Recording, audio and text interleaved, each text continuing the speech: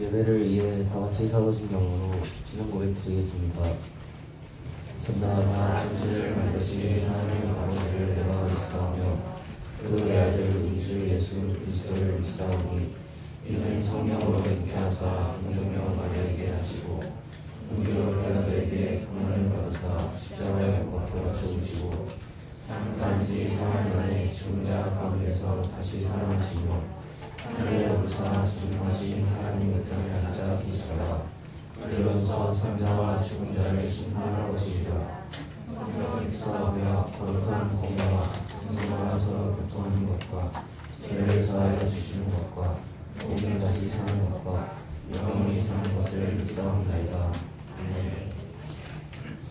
찬송가 88장입니다.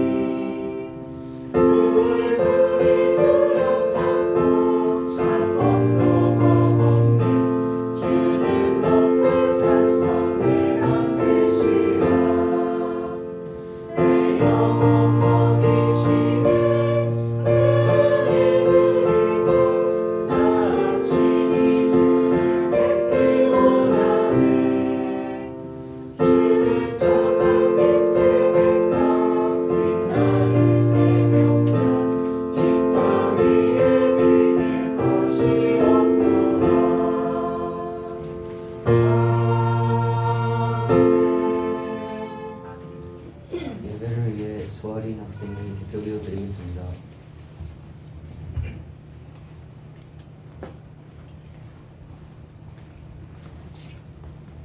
우리를 사랑하시고 우리를 사랑하시는 하나님, 지난 한 주간도 보호해 주시고 우리를 인도해 주셔서 감사합니다. 그리고 오늘 주일 아침부터 교회에 와서 기도와 찬양을 드릴 수 있게 해주신 것 감사합니다. 목사님의 설교를 듣고 이번 한 주간도 하나님을 의지하고 성령의 믿음으로 사는 한 주가 될 수 있도록 해주세요. 예수님의 이름으로 기도드립니다. 아멘.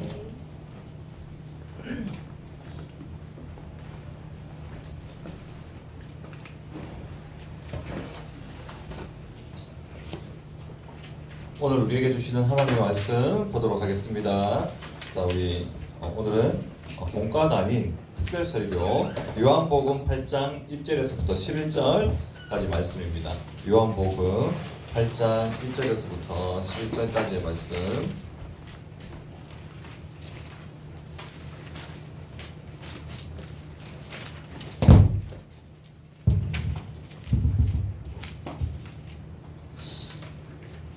자, 찾으셨으면 우리 한 절씩 교독하도록 할게요. 목사님 먼저 읽도록 하겠습니다. 예수는 감람산으로 가시니라. 아침에 다시 성전으로 들어오시니 백성이 다 나오니라. 앉으사 그들을 가르치시더니 서기관들과 바리새인들이 음행 중에 잡힌 여자를 끌고 와서 가운데 세우고 예수께 말하되 선생이여 이 여자가 가늠하다가 현장에서 잡혔나이다. 모세는 율법에 이러한 여자를 돌로 치라 명하였거니와 선생은 어떻게 말하겠나이까? 그들이 이렇게 말하면 고발할 조건을 얻고자 하여 예수를 시험하리라. 예수께서 너무 다 손가락으로 땅에 쓰시니 그들이 묻기를 마지 아니하는지라. 이에 일어나 이르시되 너희 중에 죄 없는 자가 먼저 돌로 치라 하시고 다시 몸을 굽혀 손가락으로 땅에 쓰시니 그들이 이 말씀을 듣고 양심의 가책을 느껴 어른으로 시작하여 젊은이까지 하나씩 하나씩 나가고 오직 예수와 그 가운데 섰는 여자만 남았더라. 예수께서 일어나사 여자 외에 아무도 없는 것을 보시고 이르시되 여자여 너를 고발하는 그들이 어디 있느냐 너를 정죄한 자가 없느냐. 11절입니다. 대답하되 주여 없나이다. 예수께서 이르시되 나도 너를 정죄하지 아니하노니 가서 다시는 죄를 범하지 말라 하시니라. 아멘. 지난주에도 우리가 기쁠 것이 있냐, 행복하냐, 아니면 즐거운 일이 있느냐 라고 그렇게 물었던 적이 있죠. 기말고사 다 끝났습니까? 네, 거의 다 끝났죠? 행복하십니까? 네, 뭐 행복하신 분들도 있고 아닌 분들도 있고 행복이란 그 자체를 지워버리고 싶은 네, 분들도 있을지 모르겠는데 이 시대 청소년들이 살아가기에 참 행복하지만은 않다라고 생각합니다. 우크라이나 전쟁만 보더라도 늘 불안 속에 살아가는 사람들, 또 참호 속의 전투 이런 거 보면 우크라이나 병사들과 러시아 병사들이 참호 속에서 서로 죽이고 또 죽고 하는 그런 모습 보면 참 한 생명이 저렇게 죽어가는데 그 사람은 과연 그 전장에서 행복할까? 그죠? 또 보통 보면 불행한 이유가 뭡니까? 질병의 문제가 또 많이 있죠. 되게 불치병에 걸렸거나 아니면 큰 사고가 났거나 아니면 그런 질병 때문에 나는 불행해라고 그렇게 생각하는 사람들도 있을 것이고, 우리 부모님 같은 경우에는 이제 하는 일이 잘 안 되었거나 또 사업이 망해서 또 독촉에 시달려서 불행하거나 그럴 경우에 극단적인 선택을 하기도 하고, 또 어떤 경우에는 전혀 불행하지 않아요. 모든 게 다른 사람들이 봤을 때 중간 이상인데 불행하지 않아요. 그런데 연예인들 보면 어떻죠? 가끔씩 공황장애, 우울증, 불안장애 이런 걸로 해서 전혀 불행하지 않는데 불행하다라고 생각하는 거예요. 자기는 이제 불행하지 않는데 현실은 불행하지 않는데 불행하다고 우울감을 느끼게 되죠. 그럴 때 또 극단적인 선택을 하는 걸 보면 참 이게 불행해서 불행한 사람도 있고 불행하지 않는데도 불행하다라고 생각하는 사람들이 있어요. 오늘 마지막 찬양 행복 너무 가슴에 와닿습니다. 행복, 하나님의 자녀로 살아가는 그것이 바로 행복이라고 하는 그 말씀 맞습니다. 오늘 본문에 이 가늠한 여인은, 가늠은 음행을 했다는 거죠. 어떠한 남자와 여자가 음행을 했는데 이 가늠한 여인이 불행하냐? 당연히 불행하겠죠. 오늘 본문을 보면 이 여인은 서기관과 바리새인들과 함께 사형장에 끌려옵니다. 성전에서 곧 사형을 당하는 그러한 처지에 있는 여자예요. 우리 3절을 보시면은 서기관들과 바리새인들이 음행 중에 잡힌 여자를 끌고 와 성전 가운데 세우죠. 성전 가운데 왜 세웁니까? 상을 주려고요? 자랑하려고요? 아닙니다. 이 여인이 음행 중에 잡혀왔기 때문에 모세의 율법으로 사형이라고 말하기 때문에 이 여인을 사형시키려고 끌고 옵니다. 그런데 이 서기관과 바리새인들이 주 목적은 이 여인을 정죄하기 위한 목적이 아니에요. 어떤 목적이냐? 바로 예수님을 고발할 조건을 찾기 위해서. 예수님이 너무너무 얄미우니까 무슨 말만 하면 한 번도 안 져. 예수님이 한 번도 안 져요. 다 진리로 이야기하고 성경을 풀어서 이야기하고 맞는 말만 이야기하니까 너무너무 미운 거예요. 그래서 예수님을 고발하기 위해서, 즉 예수님을 함정에 빠뜨리기 위해서 이 여인을 이용한 거죠. 우리 사절 보면 서기관과 바리새인들이 말하죠. 선생이여, 이 여자가 간음하다가 현장에서 잡혔나이다.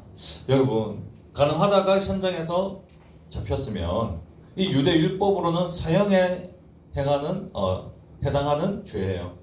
그러니까 너무너무 불행하죠. 이 여인처럼 불행한 여인이 없을 거예요. 게다가 고발하기 위해서 이용을 당하고 있는 거예요. 자, 우리 5절 말씀 보면 모세는 율법에 이러한 여자를 돌로 치라. 어떠한 여자?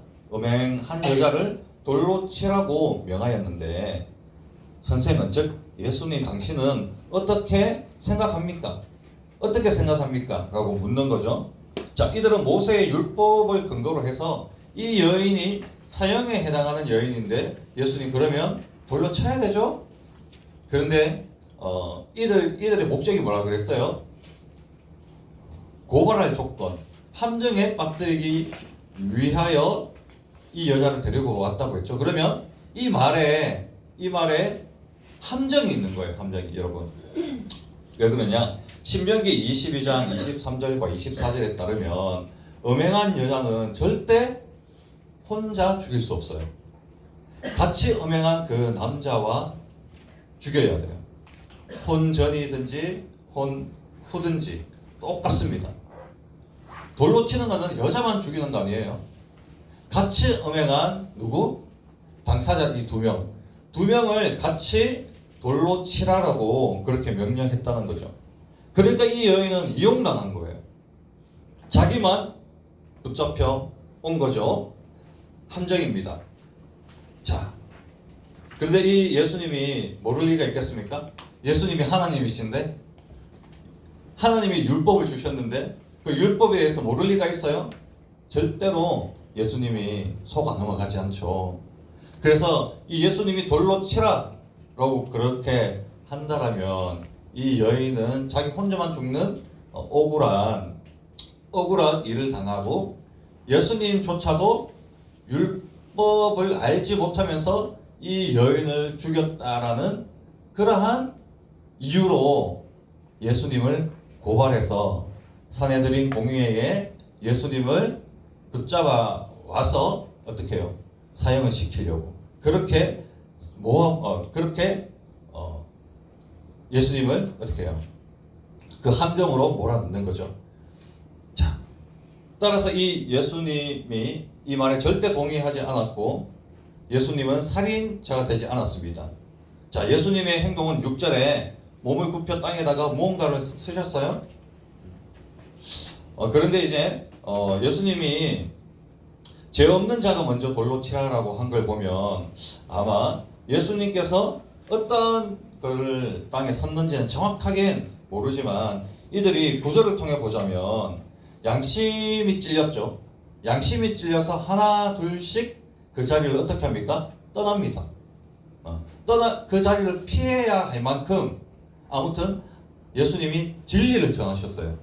그래서 이 사람들의 양심이 찔릴 만한 진리를 예수님께서 쓰셨고 이들은 떠났어요. 그러니 어떠한 내용을 그 바닥에 선지는 정확히 모르지만 하나 확실한 것은 그들의 양심, 그들이 자기도 죄인이라는 것을 인식할 수 있는 그러한 어떤 종류의 하나님의 말씀 혹은 그 진리를 쓰셨다는 거죠. 그렇습니다. 여러분, 하나님의 이 말씀만이 여러분들의 마음을 움직일 수 있어요. 여러분들의 마음을 움직일 수 있습니다. 지난주에 하나님의 말씀이 우리의 마음과 생각을 지배하고 이 세상을 지배하게 하라고 말씀드렸잖아요. 그렇습니다. 이들은 전혀 모른 채 저 여인만 죄인이라고 생각했어요. 이 성전에 모여있는 많은 사람들이 그렇게 생각했습니다. 그런데 어떻게 되죠? 예수님의 말씀, 즉 진리의 말씀, 하나님의 말씀을 통해서 이들의 마음에 변화가 일어났다는 겁니다. 이들이 양심의 가책을 느끼기 시작했고 비로소 그 자리를 떠나게 되는 신경의 변화, 마음의 변화가 곧 행동의 변화까지 불러일으켰다는 거예요. 그만큼 하나님의 말씀은 중요한 겁니다. 이것이 이 메시지가 지금 중요한 것이 아니라 더 중요한 것은 왜 이 여인이 행복한가 혹은 이 여인이 불행한가. 자, 여러분, 우리는 불행을 전제로 시작했습니다. 그런데 보면 볼수록 이 여인은 불행하지 않아요, 여러분. 이 여인은 행복합니다.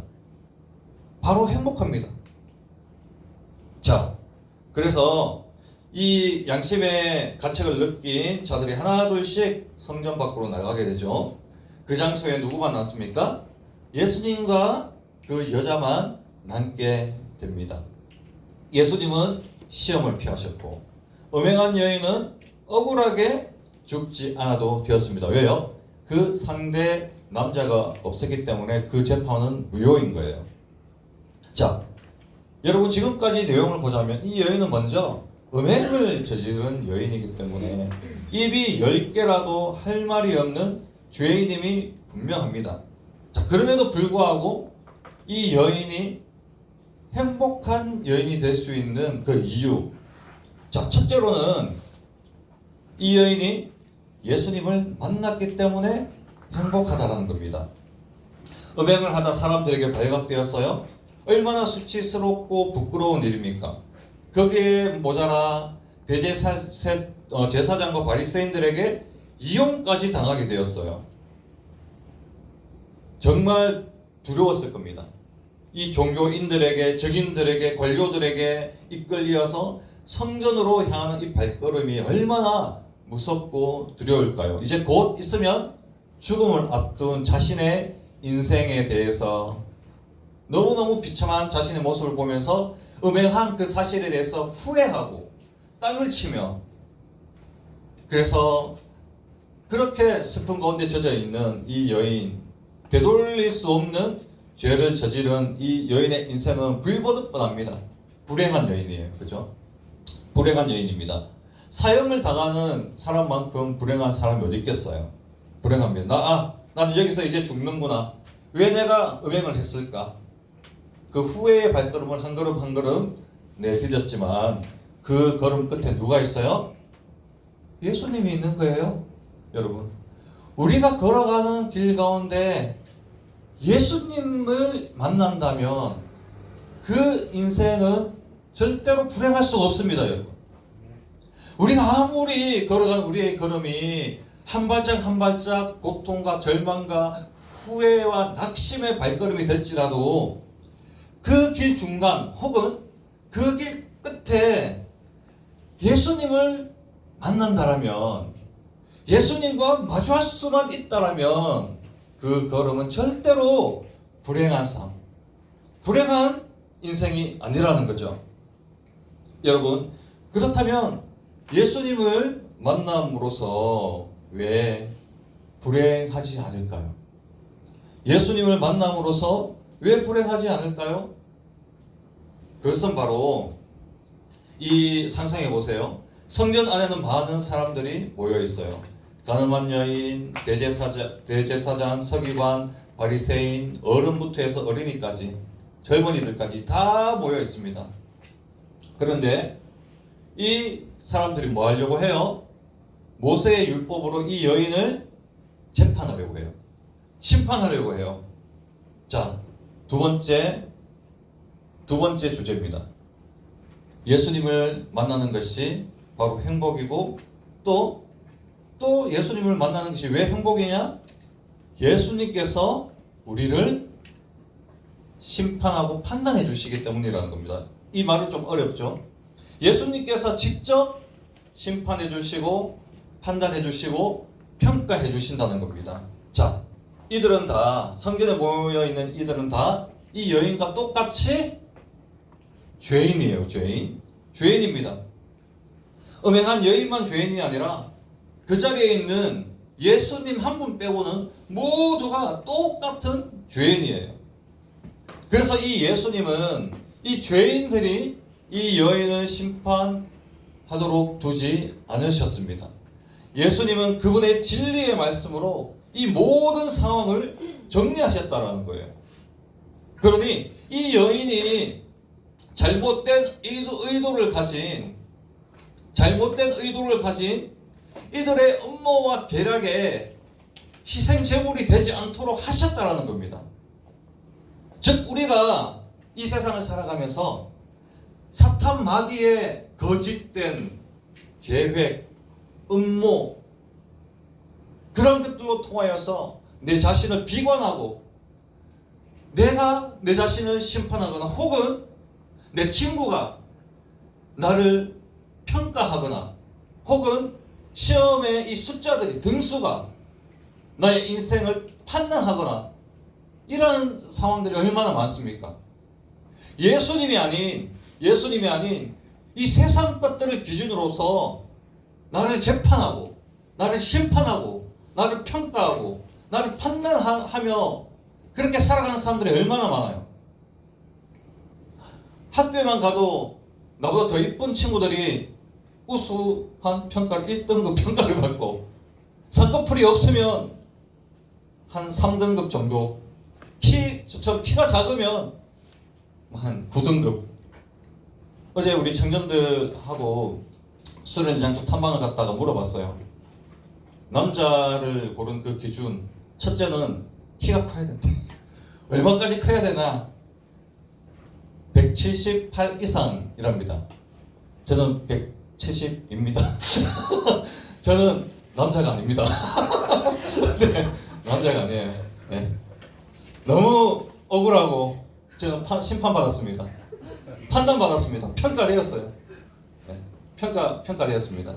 이렇게 예를 들어 사소한 이렇게 뭐 웃으면서 이야기할 수 있는 이러한 일들부터 심각한 일들까지 쟤는 왜 저럴까? 쟤는 안 돼. 공부도 못해. 집안 환경이 안 좋아. 이런 등등 여러 세상적인 이 판단 사탄 마귀가 주는 거예요. 사탄 마귀가 우리를 정죄한단 말입니다. 이렇듯 서기관과 바리새인들은 예수님을 반대하는 자들로 사탄 마귀라고 표현할 수 있어요. 이렇게 잘못된 의도로 이 죄인, 이 여인을 판단하는데 예수님이 어떻게? 그 판단을 막으셨다는 거예요. 세상적인 정죄를 당하지 않도록 이 여인을 보호해 주셨다는 겁니다. 예수님께서 직접 진리로 이 여인을 어떻게? 평가해 주시고 판단해 주셨습니다. 그래서 예수님의 진리, 예수님의 평가, 예수님의 눈으로 나를 평가하고 인식하고 바라보는 그것이 바로 행복이라는 겁니다. 내 성적이 1등급은 되지 않아도 오늘 이 행복이라는 이 노래처럼 여러분 정말 주를 위해서 그 한순간이라도 기도할 수 있는 삶. 그 예수님을 주라고 불러볼 수 있는 그 삶이 바로 행복입니다, 그게. 예수님의 눈으로 나를 평가할 수 있는 사람, 예수님의 눈으로 나를 재판할 수 있는 사람들.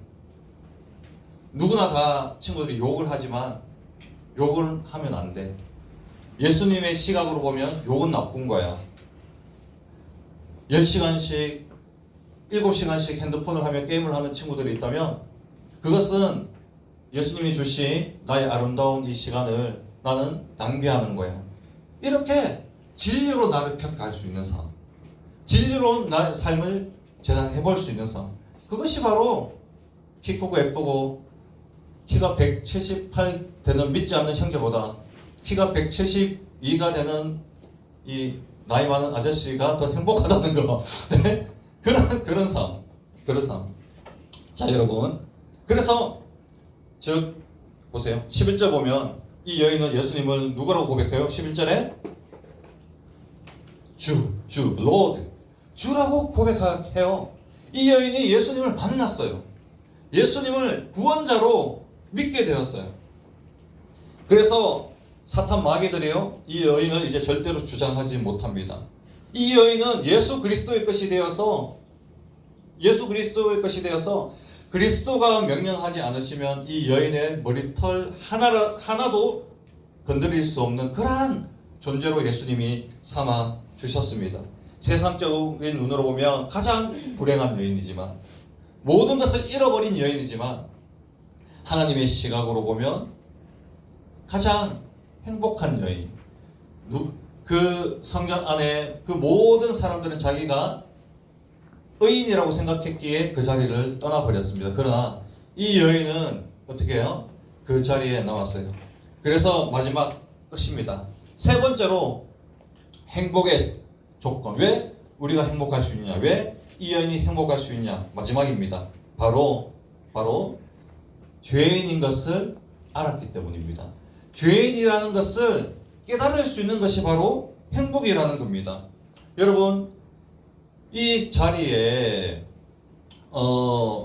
모든 사람들이 다 떠났어요. 그죠? 성전 안에 있는 모든 사람들이 다 떠났고, 성경이 이야기하기를 그 여인과 그리고 예수만 남았더라라고 요한이 기록하고 있어요. 그죠? 이게 무슨 말입니까? 이 사람들은 그 자리를 떠났어요. 많은 사람들은 그 자리를 떠났어요. 그런데 이 여인은 왜 못 떠나요? 자기가 죄인으로 끌려왔잖아요. 죄인이라는 타이틀로 어디로 왔어요? 성전 안에 왔잖아요. 그래서 이 여인이 그 자리를 나갈 수가 없는 거예요. 그 자리를 피할 수가 없는 거예요. 왜? 자기는 죄인으로 왔기 때문에, 죄인으로 이 성전까지 왔기 때문에 자기가 죄인이라는 것을 이 여인은 알고 있어요. 그 죄가 발각되었기 때문에 이 죄가 도저히 용서받을 수 없는 죄라는 것을 이 여인은 알고 있었기 때문에 그 자리를 떠날 수가 없었다라는 겁니다. 여러분, 누가복음 5장 31절과 32절에 이렇게 기록하고 있어요. 예수께서 대답하여 이르시되 건강한 자에게는 의사가 쓸데없고 병든 자에게라야 쓸데가 있나니 내가 의인을 부르러 온 것이 아니요 누구를? 죄인을 불러 회개시키러 왔노라라고 기록되어 있습니다. 여러분, 이렇게 우리가 행복할 수 있는 이유는 우리가 죄인이라는 것을 깨달을 수 있기 때문에 그렇습니다. 그래서 우리가 함부로 행하지 않고 늘 교만하지 않고 주님 앞에 죄인된 마음으로 겸손하게 나갈 수가 있는 겁니다. 그래서 이 여인이 예수님을 만나게 된 거예요. 성경의 말씀은 짧지만 예수님께서 가만히 계셨을까요? 아닙니다. 이 상황에서 그 여인에게 하나님의 나라를 전파했을 겁니다. 하나님의 나라를 이야기했을 거예요. 성경은 그냥 요한의 기억으로 적었지만 이 지금 성경의 내용은 많은 시간이 흘러간 내용이에요. 그렇기 때문에 사람들이 다 나가고 나서 불행한 여인, 그 여인 혼자 자기가 죄인인 것을 알고 오도 가지도 못하고 죄인이기 때문에 갈 데가 없어요. 죄인이기 때문에 붙잡을 데가 없어요. 가늠한 죄를 지었기 때문에 누구에게도 자랑할 수가 없고 붙잡을 수도 없고 도와달라고 할 수도 없고 어디도 갈 수가 없어요. 그 홀로 그 자리에 남아있는 그 여인에게 예수님이 그 여인에게 복음을 전파했다는 거죠. 하나님의 나라를 전했던 거죠. 그렇기에 이 여인이 어떻게 해요? 예수님의 복음을 듣고 예수님을 구원자로 받아들이고 주라고 고백했던 거예요, 여러분. 그러니 여러분, 이 세상 것 아무것도 없어도 1등급 성적이 1등급 되지 않아도 키가 178 넘지 않아도 여러분, 예수님을 가지면 다 가진 거예요, 여러분.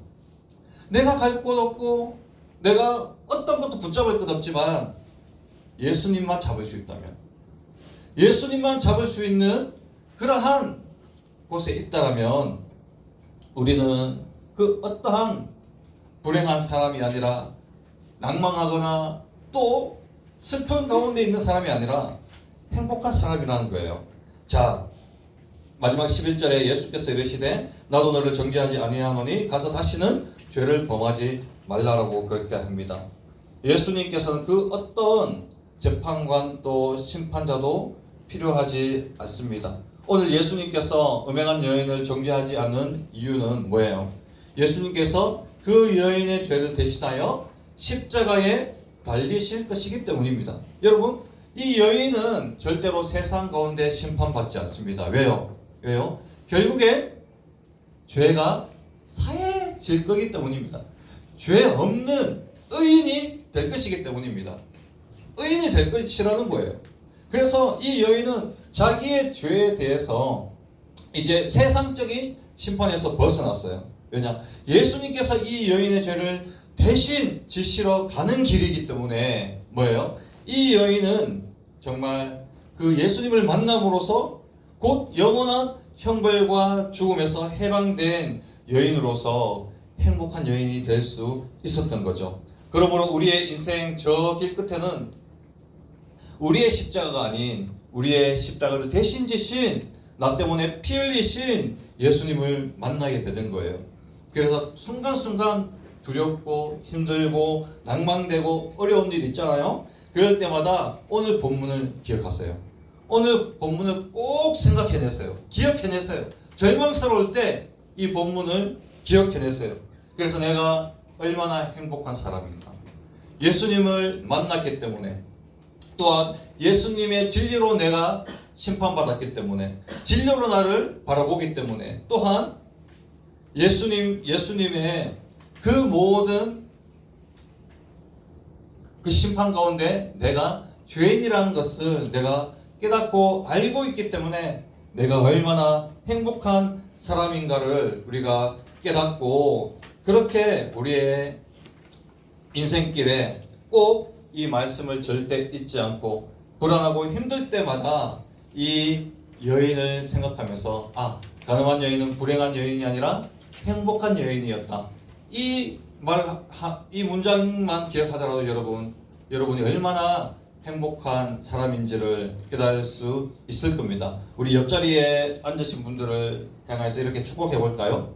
옆에 있는 분 보면서, 자, 그렇게 한번 고백합시다.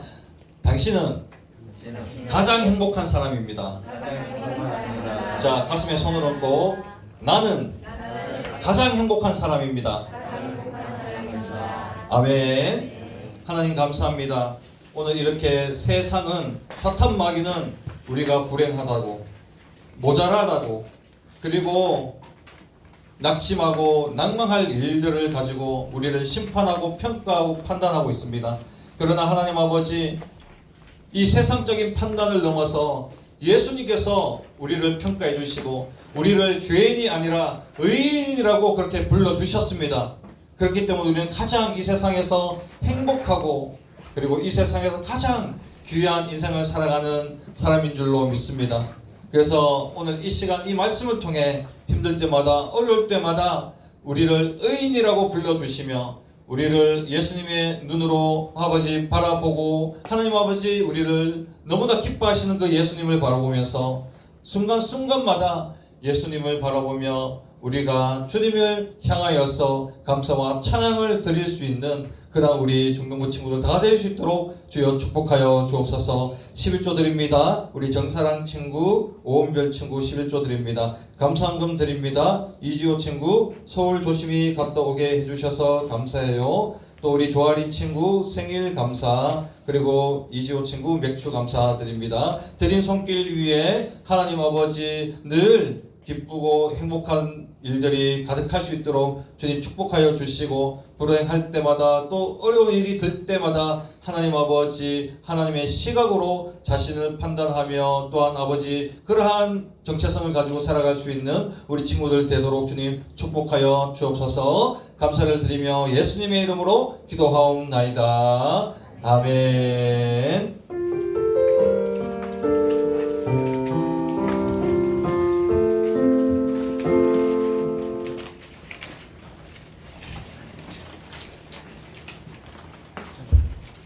광고 드리겠습니다. 오늘 처음 나온 친구 주님의 이름으로 환영해요. 현장 예배 온라인 예배를 함께 공유해 드립니다. 하나 바이블 더 푸른 이의 복수 미션 완료해주세요. 다음 주 대표 기도는 정사랑 학생입니다. 예배 후 교사 수련회 사전 모임 및 기도회가 있습니다. 12시 50분 제자 영역이 있습니다. 11시 대회에서 봬요. 주기도문하고 마치겠습니다. 하늘에 계신 우리 아버지와 이름이 거룩하게 받으시며 나라의 명하시며 뜻이 하늘에서